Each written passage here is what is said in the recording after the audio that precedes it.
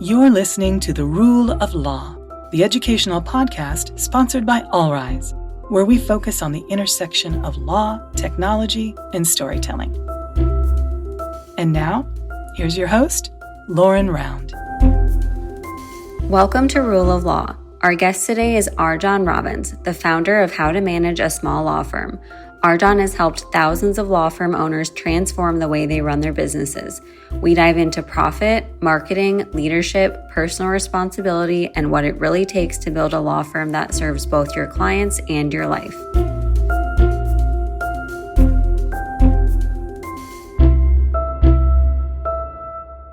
RJon, welcome to the podcast. Where are you recording from? Thank you for having me. I'm recording from Coconut Grove, which is part of Miami, Florida. Beautiful. Well, we're happy to have you. I normally start the show with an icebreaker to kind of just get to know you, but I'm breaking the script a little bit because I have to ask you about this ski trip that you just took to Europe, because I follow you on social media and I saw that you were taking a family ski trip. And so I thought, oh, that's some nice time off for RJon. And then I started seeing all these videos of you on the ski lift, on the mountain, that just everywhere on your ski trip. So one, tell us how the trip was, but two, I have to know what your content creation kind of schedule looks like when you're supposed to be on vacation. Well, so it was a 7 or 10 day trip to Courchevel, France, that we went as our family with another family who goes there regularly. And our 10-year-old son recently discovered skiing, so he's like always wants to go skiing. And on the second day, I hurt myself skiing. So, I mean, not like I didn't go to the hospital or anything, but like I definitely was off the slope. I was definitely not on skis for the remainder of the trip. And so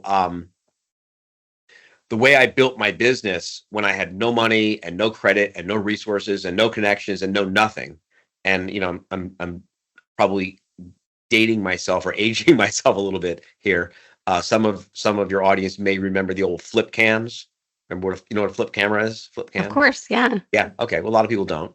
And so what I built the business basically just by doing videos, right? Just like real world, real life. I had no money. I had no credit. I had no resources. I had no staff.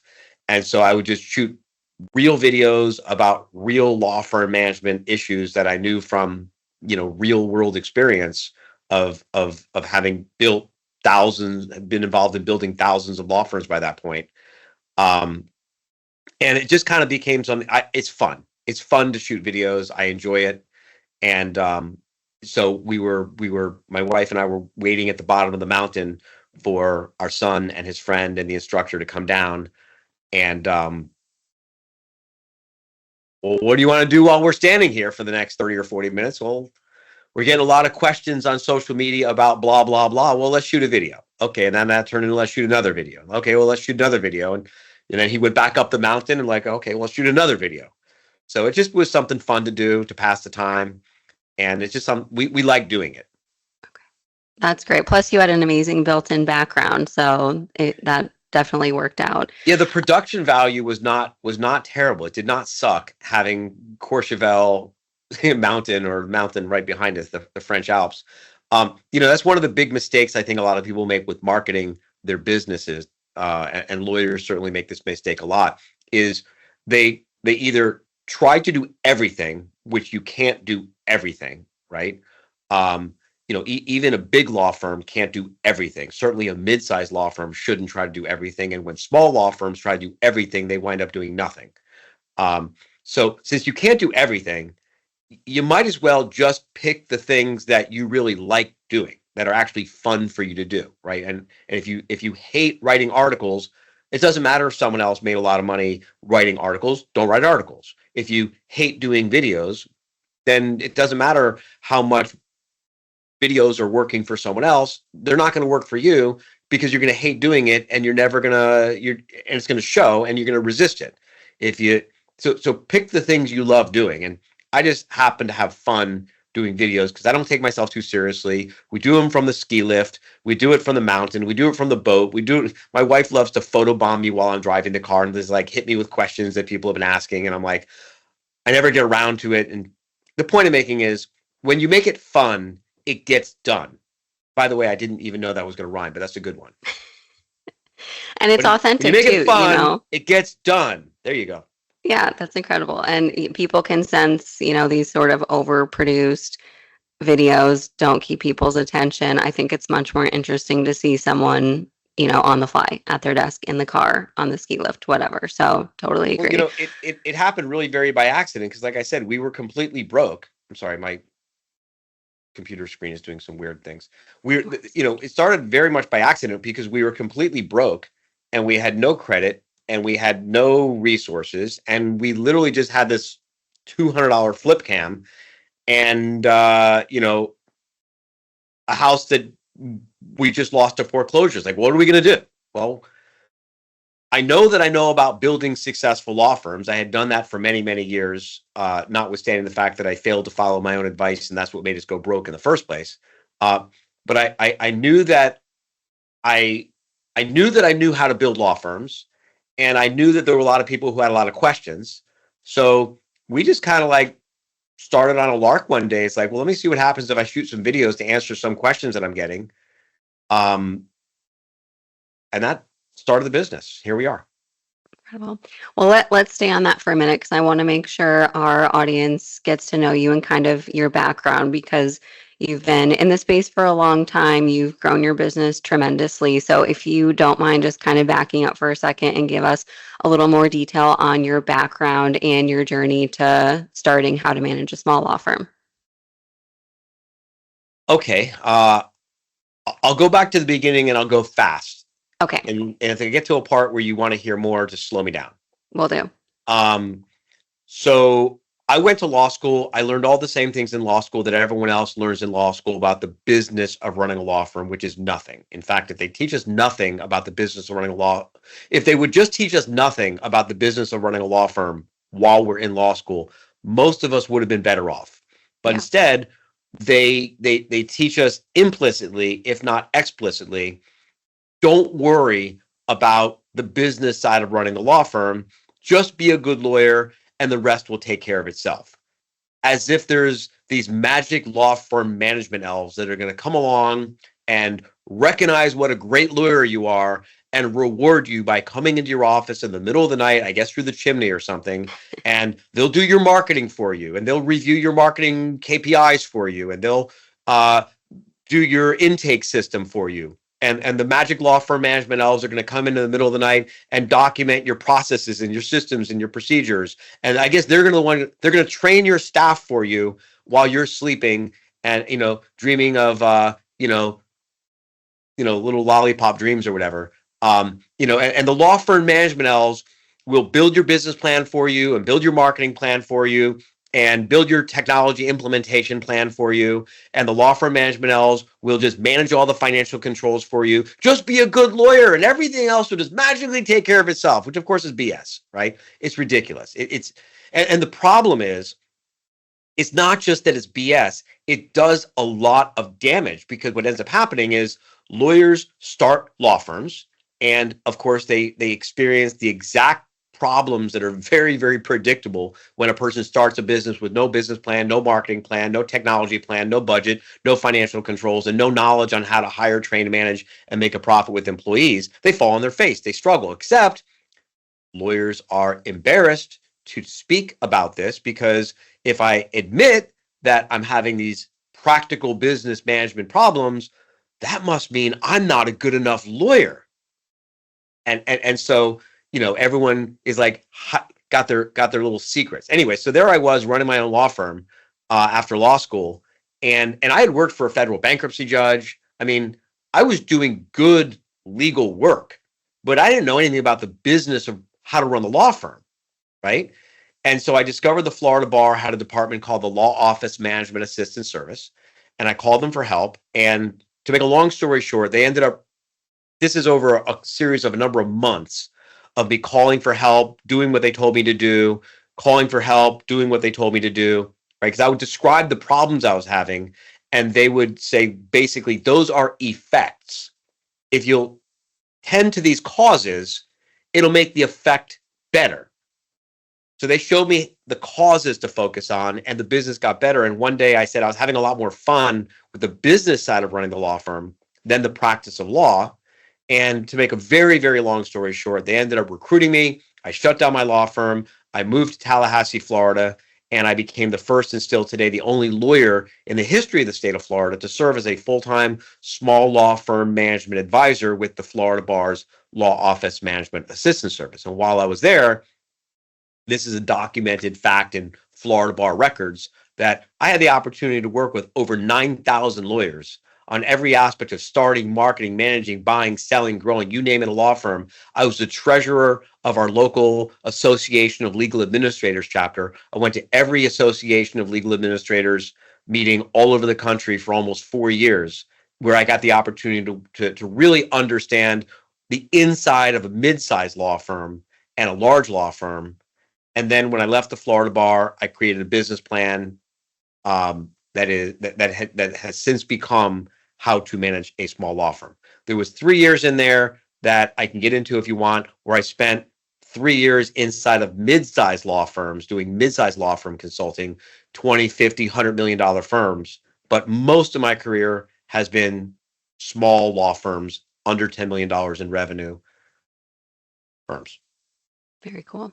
So it led you to how to manage a small law firm. So I think the name is obvious, but it might not be as obvious to folks listening what exactly your business does. So if I'm a law firm and I come to you, I'm lucky enough to get off your wait list. How do you help me? What does the process look like? Well, we sprinkle magic fairy dust on you, and then the law firm management elves sneak in and they take care of everything for you. It's like magic. Just be a good lawyer, right? No, of course. No wonder you have a wait list. Yeah, exactly. Look, remember, I spent 3 years working with mid-size law firms, right? And I saw what I spent 4 years at the Florida Bar working with thousands of solo and small law firms. And then I spent 3 years working inside of mid-sized law firms, and I saw the difference, right? And the difference is, the reason why most mid-sized law firms become mid-sized law firms is because they have a professional, full-time, trained, experienced, qualified, credentialed, resourced CEO. And they have a full-time COO. And they have a CFO. And they have a CMO, right? And if you went to any owner of any mid-sized law firm and you said, hey, who's the CEO? Who's the COO? Who's the CFO? Who's the CMO of your business? If you look at their org chart, the owner's name is not in any of those boxes, right? No owner of a mid-sized law firm would even think about trying to run a 20, 50, $100 million firm without a C-suite. Yep. Well, the problem that I saw is that small law firm owners don't have access to this level of C-suite advisory help, right? And it's a catch-22 because you're not going to hire a $200,000 CEO and a $200,000 COO and a $200,000 CFO and a $200,000 CMO to help you run a $200,000 law firm or a $500,000 law firm or even a $2 million law firm, right? So I developed a business model while I was at the Florida Bar, and then I refined the business model with the help of a lot of really smart people after I left the Florida Bar, where we basically level the playing field and give hundreds and hundreds and hundreds of small law firm owners access to a CEO, a COO, a CFO, and a CMO on a timeshare fractional basis. So, the catch-22 problem that we solve is I can't grow my law firm into a mid-sized firm without a C-suite, and I can't afford a C-suite until I get my firm to become a mid-sized firm, and we eliminate that problem. So we give small law firm owners really a very unfair competitive advantage in their local market, because once you install this kind of professional management into a small law firm, they just grow so fast and they become more profitable and they become more fun to run, and the owner gets back so much of their life and they can, take half of that for themselves and reinvest the other half into growing the business, and things get really good really fast. Something that I wanted to ask you about is, we work with a lot of attorneys and they are really tough when it comes to credentialing and experience because they are heavily credentialed. They go through years of training to be able to put, letters by their name, convince clients that they know what they're doing. And so they expect that from partners that they work with. So tell us a little bit about sort of how you built that over time, the trust in your business and the experience that you have when you're working with a new law firm. Yeah, there's so many different directions to go with that question. So let me just kind of go down one and then come back and go down another, because I want to answer your question, but I really want to make sure your audience learns something from my answer. Okay. So this is the answer for the benefit of your audience. Okay. If you think your clients are hiring your firm because of your credentials, please take a deep breath, ask your ego to leave the room, and listen to what I'm saying. Your clients are not hiring you because of your credentials. Your clients are not hiring you because of your experience. They're not hiring you because of your education. They're not hiring because of your training. That is not why your best prospective clients, and really your worst either, that's not why prospective clients hire law firms. Clients hire law firms to solve personal problems. The client is interested in solving a personal problem that they're having. The client believes, right or wrong, but they believe that the way to solve their personal problem is by fixing their legal problem. But if they could solve their personal problem without dealing with the legal problem, they'd rather do that.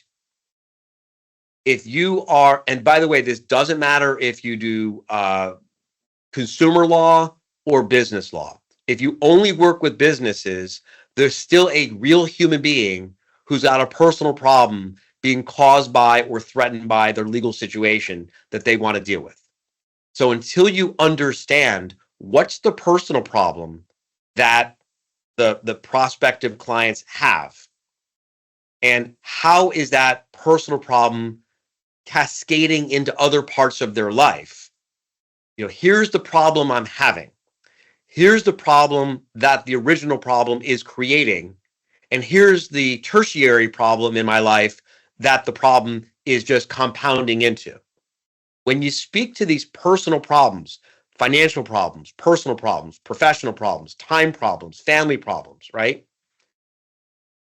That's when your marketing and your sales and your intake and your conversions are going to work much, much, much more effectively. Okay? Now, let's take a bankruptcy attorney, for example. No one wants to hire a bankruptcy attorney. No one wants to file bankruptcy. I want to get the creditors to stop harassing me. I want to be able to buy a home. I want to be able to start a business. I want to have a fresh start in life. And if I could go to a magician and they could wave a magic wand and tap me on the head with it, and I could get that result, I wouldn't bother going to a lawyer. And you know what? Who could blame them? Yeah. Right? No one wants to file depositions. No one wants to file interrogatories. No one wants to go to have someone doing legal research. We're willing to do these things to get the result we want. No one wants to file divorce. No one wants to file a lawsuit. No one wants to deal with the INS. No one wants what lawyers do. What we want is what we think the service will provide for us. Like the old saying, no one buys a shovel because they want a shovel. What they want is a hole. And by the way, no one wants a hole. You know what they want? They want a swimming pool. And they don't even want the swimming pool. What they want is years of family memories with a swimming pool. And that's what the shovel represents. So When you lead in your marketing and you lead in your sale and your intake and you lead in your sales with your credentials and your experience and your training and your background and blah, blah, blah, blah, blah, thank you on behalf of all the law firms we manage, because you are just forfeiting the game to us, right? Mhm. All right. Now, with that being said, you still want me to talk about my credentials. Here's my number one credential. My number one credential, our number one credential, is that How to Manage a Small Law Firm manages over 500 of the fastest growing, most profitable, most fun to run law firms in any practice area you can imagine than any other organization you can ever shake a stick at, right? Our results are our credentials. The results we get are our credentials. We have a waiting list. To get on the waiting list, you do a diagnostic, and based on the diagnostic, we'll be able to help you understand what problems your firm may be having, what results we think we can probably produce for you or not. And if after the diagnostic you want to work with us and we want to work with you, you can grab a spot on the waiting list. And while you're on the waiting list, you can hang out in the waiting room, where we'll give you tons of free coaching and free resources and free training and free workshops. I mean, what we do for free in our waiting room is amazing. And by then, you know what we're all about. Case studies, testimonials. Listen, I had my team put together a video reel once. We were talking about videos earlier. They call it the video reel is more than an hour long of 5-minute little clips and snippets of case studies and testimonials. I mean, we've got more proof of results than anyone in their right mind ought to have time to look at. So there's our credentials. I'm a licensed attorney, run a $35 million a year business. We've got a team of more than 100 full-time employees. We manage over 500 law firms. We've been named by Inc. magazine as the best place to work. We've been on the Inc. 5000 list for fastest growing companies for something like 9 years in a row. I mean, there's our credentials. Great. Yes, thank you for that. I just know, like you said, we see that too with attorneys. They go to law school, sometimes go on to get a doctorate, then get all of these other credentials, the CIPP, the international law practice area. So it's just a part of, I think, the ethos of attorneys. Hey, listen, I mean, if you want to get an MBA or you want to get an LLM or you want to get more training because you need the skills to do the best job you can do, that's admirable. If you want to get the credentials, you want to get the training because you just like to learn, that's also admirable. If you're just doing it because you think that you need to in order to build a successful business, that's a complete waste of time. Don't do that. Yeah, totally. I want to move on to sort of continue on this path about your insights in working with firms over the years, because, like you said, law school doesn't teach really anything about how to run a business. And so a lot of lawyers are kind of just navigating through and figuring out things the best that they can. And you mentioned it earlier. It's worse than that. Oh. But Lauren, it's worse than that. I'm sorry to interrupt, but it's worse than that, because the problem is most law firm owners, and I was one, this was my experience too. So I get this, right? I'm not standing here in judgment. I'm standing here from a place of empathy. Most law firm owners don't know how to accurately evaluate how successful someone else's law firm actually is from the outside looking in. And they get distracted by all the shiny objects and all the big talk and all the glamour shots, all the BS, right? And they don't know the right questions to ask, and they don't know the right markers to look for, and they don't know how to recognize when the answers they're getting don't fit together and add up. And so what most owners of small law firms wind up doing is they listen to the loudest mouth in the room. And the loudest mouth in the room is usually the one who is the most full of BS, right? And this happens all the time, right? Even just, let me give an example with just financial management, financial controls, all right? So there's three there's three pieces of profit, right? There's the W-2 salary that a law firm pays the owner for the services the owner provides for the business as an employee, right? Two is the K-1 profits, which is the actual technical profits that get reported on the K-1 form on the tax return. And three is all of the business expenses that, with a good tax strategy in place, you ought to be running a lot of expenses through the business, perfectly legal. You understand? Yep. So you got salary or draw, you got K-1 profits, and you got benefits you run through the business, right? So now you got three different lawyers: lawyer A, lawyer B, lawyer C. And lawyer A has $1 million firm, and lawyer B and lawyer C both have also $1 million firms. So you got three owners of three separate $1 million law firms, same practice area, just to keep things simple. Lawyer A, Mr. Big Mouth, struts around saying, I have a 25% profit margin. My firm made 25% profit. Look at me, I'm hot shit. Lawyer B says, oh, wow, you must really know more than I do because I only have a 15% profit margin. And lawyer C hangs their head in shame and says, oh, I must really suck. I must not know anything because I only have a 10% profit margin. 25, 15, 10% profit margin. You with me? Yep. Except lawyer A with the 25% profit margin takes a salary of nothing. Lawyer B with a 15% profit margin takes a $100,000 salary, and lawyer C with the 15% profit margin takes a $150,000 salary. And lawyer A with the 25% profit margin runs $50,000 a year through the business. $250 plus 50 is $300,000 of total owner benefit. W-2, K-1, and business expenses add together 0. 25% of $1 million is $250 plus 50 is $300,000. Yeah. Lawyer B with the 15% profit margin, which is $150,000, pays $100,000 salary, that's $250, and also takes $50,000 of expenses they run through the business. Yeah. Yep. And lawyer C with the mere 10% profit margin, $100,000, pays $150,000 salary.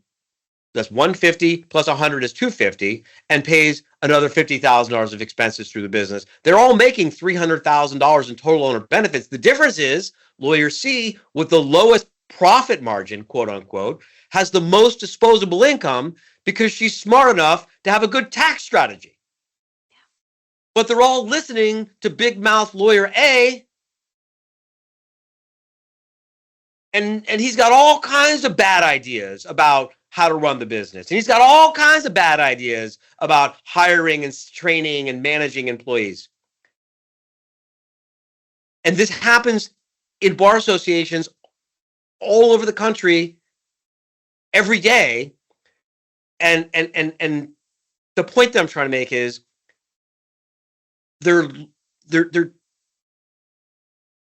got to be careful who you take advice from.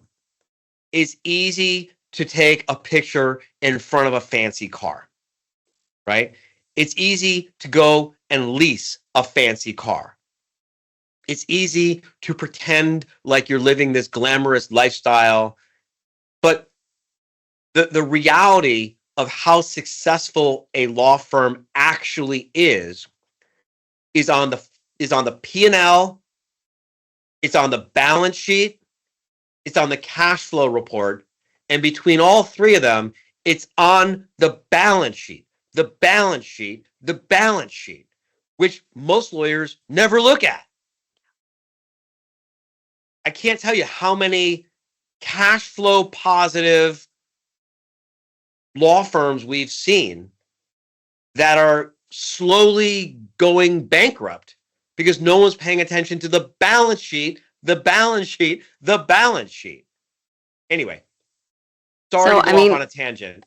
No, that's good. You explained it perfectly with lawyer A, B, and C, and I think that's super valuable to the attorneys listening. I do want to talk about it's one thing to say, don't get distracted by a shiny object, don't necessarily pay attention to the loudest person in the room. That's not indicative of the integrity of their experience or their success. Sometimes you should pay attention to the loudest person in the room. I'm often the loudest person in the room. So I'm not saying, I'm just saying, look for substance. Yes. Don't look for show off. And so is that just because I'm thinking about it in our business too? You know, we sell directly to law firms, and there are a lot of competitors in the space. And we've seen time and time again, we go into these firms and they were sold a product, and that person was really charming, and that person, you know, seemed like on the surface they were selling them a really awesome product, and then things fall apart. It wasn't a right fit. There was no implementation. There was no follow-up. Lots of things can go wrong. So how do attorneys do that? So one is look for substance. I mean, any other sort of tips, blueprint on how you detect who is a good partner and who is a bad partner? So first off, let's talk software specifically. Sure. Okay. Because that's really what you're interested in, is software. So let me stay focused on that for you. Before you go shopping for software, any software, understand what problem or problems are you actually trying to solve. Mm-hmm. I can't tell you how many lawyers I go into their law firm over the years, and they've got whatever the software is, and like, why did you buy the software? And like, they're unclear on what problem they're really trying to solve, right? They don't know what the problem is they're trying to solve. They don't know how to track and measure whether the problem is actually being solved, right? So they have no way of holding the software accountable for whether it's doing what it's supposed to be doing, all right? They don't really take the time to crunch the numbers to understand what's the ROI for solving the problem. And because they don't take the time to really understand what problem they're trying to solve, they can't figure out, and they don't figure out how they're going to measure whether or not the problem is being solved. And they don't take the time to figure out the ROI on solving the problem. Then they go and they default to the lowest and worst criteria for making any decision for investing in a business, which is price. Mm-hmm. What's the cheapest solution? Well, you know, if the solution that cost you $100,000 is going to help you generate another $1 million of revenue at 20% total owner benefit, $200,000, or the solution that's $50,000 is only going to help you generate another $100,000 of revenue at 20%, it's going to give you 20%. You know, obviously, the $100,000 investment is the smart, rational decision to make. But they don't do this, which then brings us to the next problem you mentioned, which is implementation, right? If you're not clear on how much money this software is going to put in your pocket, you'll be easily dissuaded and easily led astray by people's BS, right? So when your software, when the vendor or whoever is in charge of implementing the software tells you, oh, we're delayed by a month, if you understand that you got $200,000 of profit, right? You got $15,000 to $20,000 a month. Every month that goes by, $20,000. Every month that goes by, $20,000. Every month that goes by, $20,000. Stop screwing around and get this done now, right? And then when your paralegals and your attorneys and everyone says, well, this is inconvenient for me and I'm too busy, $20,000, $20,000, $20,000, right? When you understand what's at stake, and you see me getting worked up, right? Because I've been there, I've done that. I'm getting like PTSD around this, right? But if you go into it with a really clear understanding of what this software is going to do for you, what's it going to do for you financially, what's it going to do for you personally, what's it going to do for you professionally, and what is every delay actually costing you? I literally am starting to break into a sweat because we went through this exact same thing 2 years ago when we had a vendor delaying and our staff was basically complicit with the delays because every time the vendor delayed, the staff got to stay comfortable for a little while longer. And it like cost me personally $100,000 just the delay. Yeah, because we don't take breaks on the show, but if we did, this would be a good point for a break to calm down, but it's okay. Hi there, it's Riza, your favorite AI avatar. You've probably seen me on some of my All Rise social media posts recently. Anyway, I just wanted to pop into Lauren's podcast to encourage you to take a few minutes to learn about All Rise. It's an award-winning AI-powered practice management system that's perfect for mid-sized law firms. It handles everything from client intake to final billing. Oh, we're also a Microsoft partner, so All Rise works seamlessly with the Microsoft applications you already use every day. Check us out at allrise.ai. Okay, let's get back to the podcast. So on the show, we try not to be all sunshine and roses, and we talk to a lot of our partners and attorneys about the art of saying no and recognizing when something's not good for them, whether that's investment in something, a bad client, new business, whatever it is. So is every firm actually meant to grow and scale? Or do you run into firms where you say that is not the path for you? This is not a good business. What are your thoughts on kind of the idea that every firm can grow into a mid-size or large firm? Okay. Can any law firm grow into a mid-sized firm? Yes. I've never met anyone. I've been doing this since August 24th, 1999.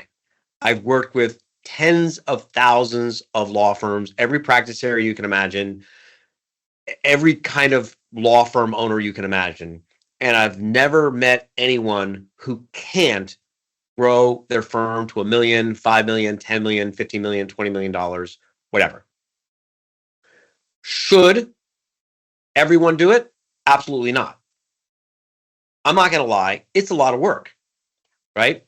And, why bother doing something if you don't need it, right? If you sit down every meeting, every time we meet with a prospective new member, part of the diagnostic that I described is getting really honest with ourselves about how we want to define success.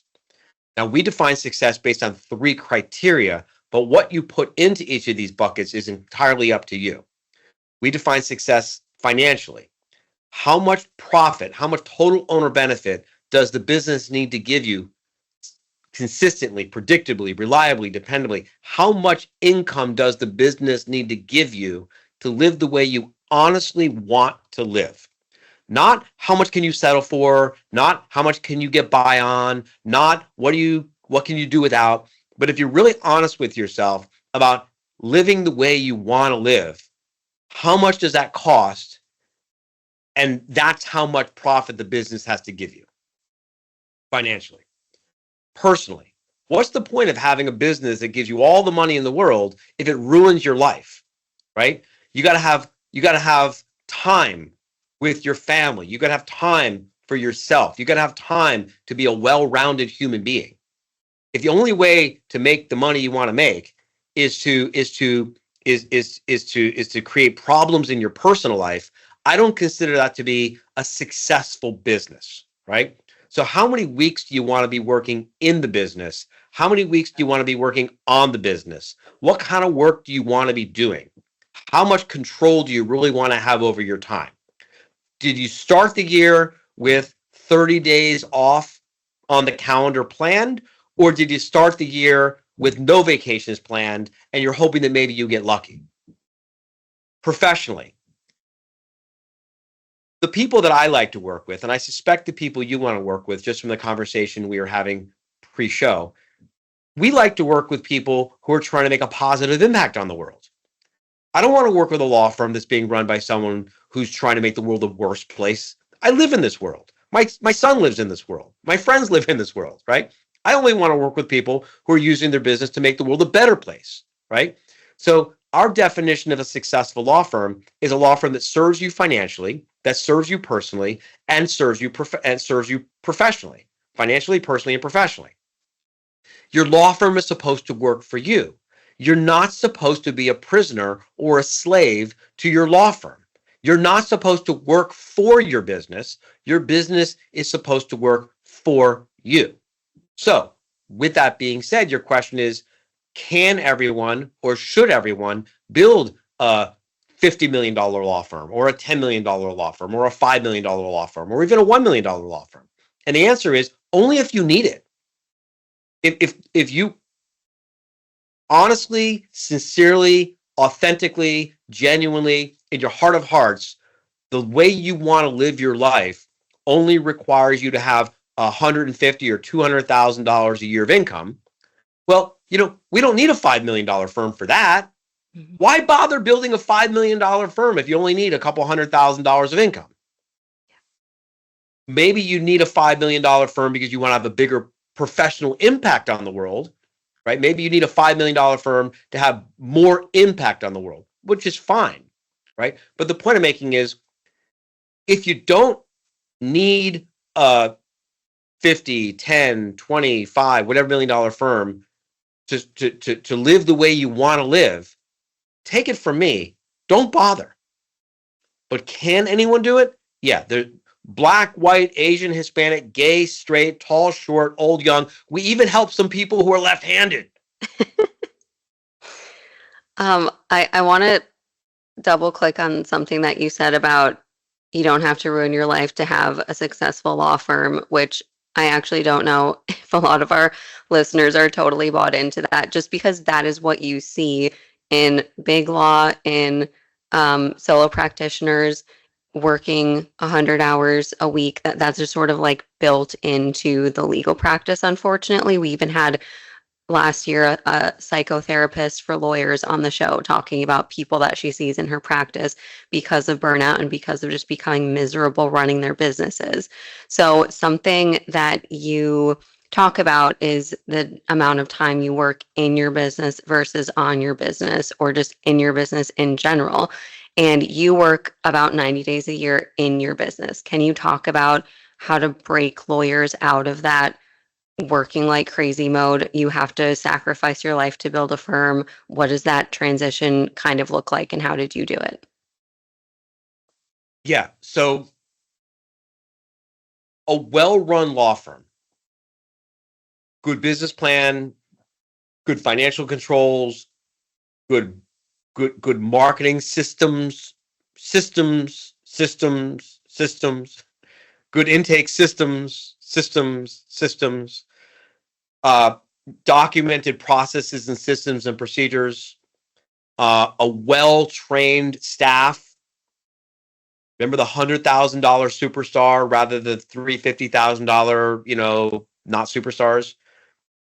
Good financial controls, good metrics. A well-run law firm ought to be able to run without the owner there for 30 consecutive days every year,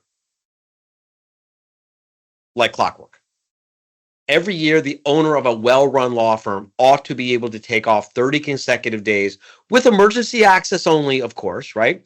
If there's a defined emergency, something blows up, they know how to reach you, and you come off and you get back involved in the business. But not only should the firm be able to run without you there for 30 consecutive days every year, we have to get you to step away from the firm for 30 consecutive days with emergency access only so we can stress test all the systems, right? You owe it to your clients to do this, because if your law firm can't run without you being there for 30 consecutive days with emergency access only, then you are doing a tremendous disservice and putting all of your clients at great risk. It's really unfair to your clients, right? Because basically what you're saying to your clients is, your case is in good hands so long as my kid doesn't get sick. Your case is in good hands so long as my spouse doesn't get into an accident. Your case is in good hands so long as something that's completely out of my control doesn't happen in my personal life such that I have to step away from this firm to take care of my loved ones. You owe it to your clients to build a business that works without you. By the way, your staff is better off too, right? Hey, everyone, your jobs are safe so long as nothing goes wrong in my personal life.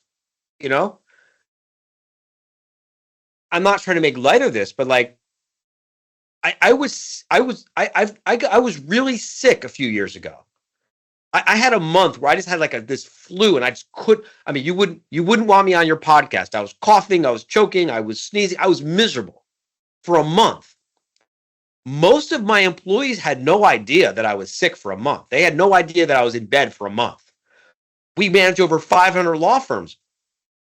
Hardly any of them had any idea that I was sick. It just didn't stop any of the 7 main parts of the business from working, right? This is entirely doable. It's entirely realistic. And I believe that we, as fiduciaries, as professionals, as people who claim to care about our employees and our clients, oh, by the way, your family too, we owe you a duty to build a business that can run without us. Now, do you just take 30 days off tomorrow? No, that's reckless and crazy and irresponsible and self-destructive. There's a methodology. We work our way up to it, right? By the way, when the business can work without you having to be there for 30 consecutive days every year, guess what? It becomes way more profitable. It becomes way more fun to run. It actually is a healthier business. So yeah, that's not negotiable for me. Every year I take off for a month just to stress test my business, right? I have to. I owe it to my 100 plus employees, the 500 plus law firms that we manage, all the vendors who depend on us, and my family who depends on this business to pay our bills. Yeah, and I think that's scary to a lot of law firm owners, at least that we work with, that the idea of taking off 30 days never would even cross their mind. Of course it's scary because it's unfamiliar, because they've never heard of it before, right? Yeah. But, there's a lot of things that were once scary to us that now we are familiar with, and now we understand, and now it's normal. Go talk to any of the 500 law firms that we manage. And I'm not saying that all 500 of the law firms that we manage are there yet. Yeah. Remember, I said it's a method, it's a process, right? It's a process to get you there. But, when you're in a room with 500 of our members all at the same time in the same place at our live quarterly meetings or other events where we all get together a few times throughout the year, and you're talking to like dozens and dozens and dozens and dozens and dozens of law firm owners with $1 million, $3 million, $5 million law firms, and they're talking about how they just came off of 30 days emergency access only. And you know what? They're the same age as you. They're the same religion as you. They're the same race as you. They have the same practice area that you do. They practice in a similar market that you do.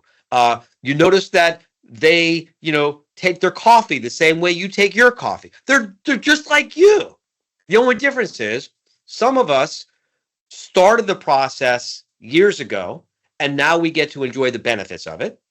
And some of us are going to start the process today, and we'll wake up in a couple of years and we'll be able to enjoy the benefits of it. And some of us are going to keep putting it off and putting it off and putting it off. And, hopefully you don't learn the hard way like I did. Remember, I went broke because I didn't practice what I preached. I originally didn't build a business that worked without me. I originally settled for having a very profitable, fun, successful practice. But then when my wife got sick, and I had to, and I say had to, but it was like a privilege. When my wife got sick and I took care of her, for 18 months. For 18 months, I was by her bedside, taking care of her in and out of hospitals and everything else. And I learned the hard way what happens when you don't build a business to work without you, which is particularly embarrassing because I had just spent the previous, 8 or 10 years teaching lawyers how to do this.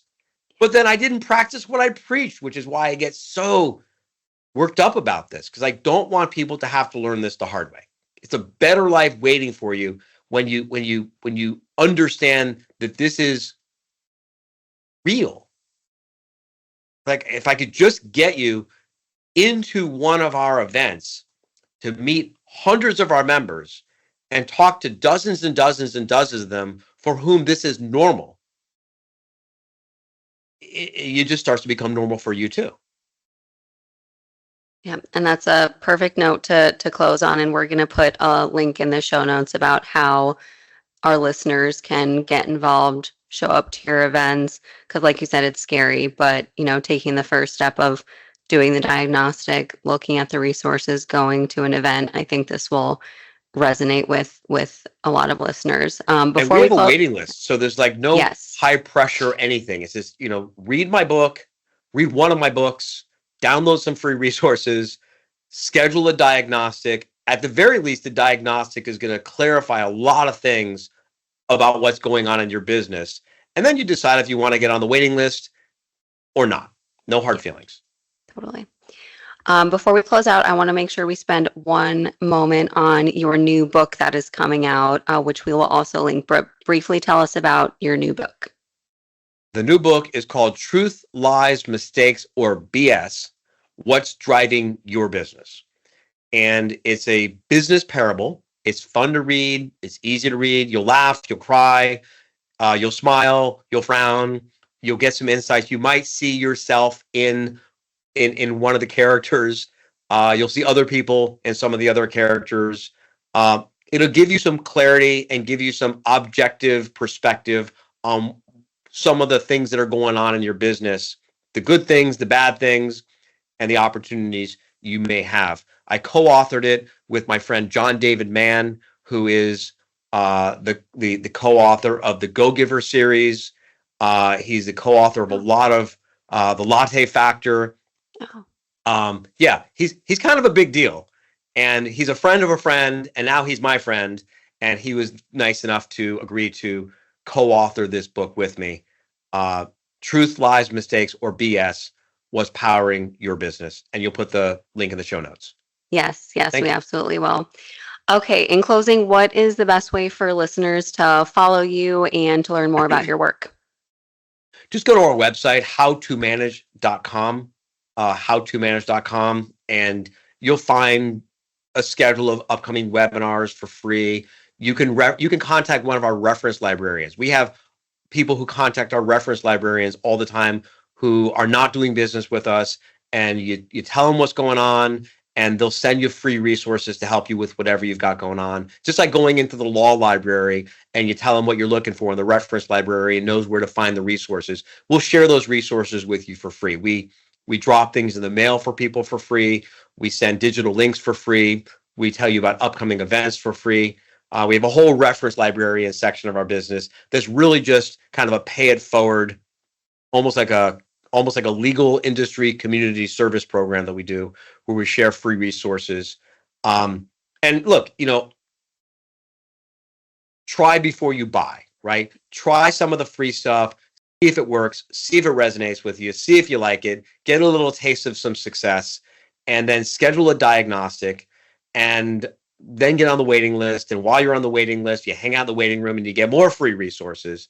And by the time your number comes up on the waiting list, what's been our experience is it's a very easy decision for people, right? Because by the time your number comes up for the waiting list, you're either like, I hate these jerks, give my number to someone else, here's your refund, see you later, thanks for being around. Or people are just like, I'm already making so much more money and the things are starting to work so much better, and they're just dying to get in. So like I said, it's like the ultimate no pressure conversation because we have a waiting list. Yes, of course. Amazing.